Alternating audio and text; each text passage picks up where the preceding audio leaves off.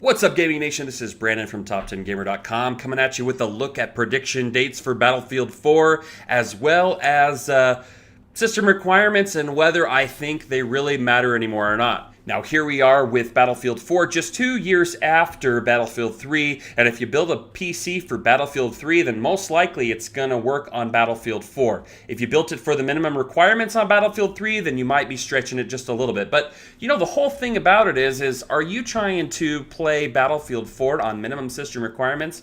If you are, then you know the Xbox One or the PlayStation 4 might do just as good of a job for you.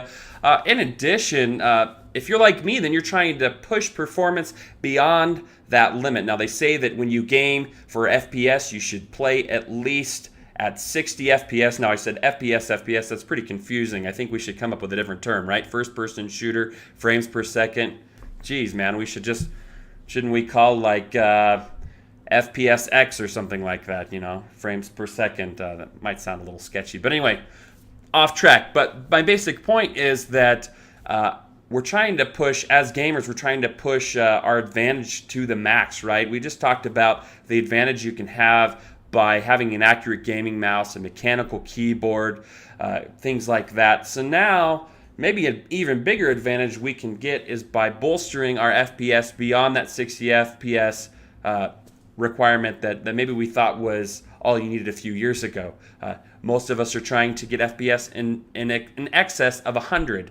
I personally play Battlefield 3 on 1400 by 900 when I'm trying to be really serious, and I throw those settings down to low res, and I go at it, you know, just to try to get the max frames per second that I possibly can. I can usually get above 100 with my GTX 660 Ti. So, you know, if you have a similar graphics card, then maybe you would get similar performance. Okay, so now on to the predictions. Now we had a October 25th, 2011 release date for Battlefield 3. That was a Tuesday. So we have an October 29th, 2013 released for Battlefield 4. Also a Tuesday, so we can use that to pretty much predict everything else that's going to come out. At least I think we'll be pretty close.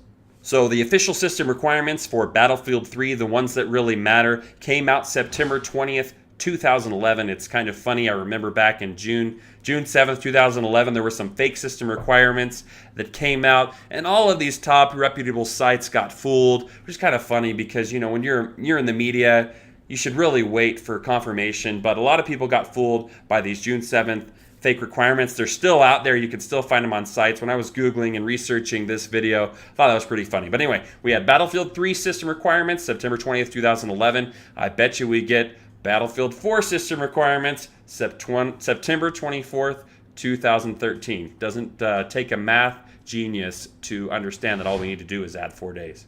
So keeping that in mind, I'm going to throw up the Battlefield 3 expansion pack release dates up on the upper left-hand corner here.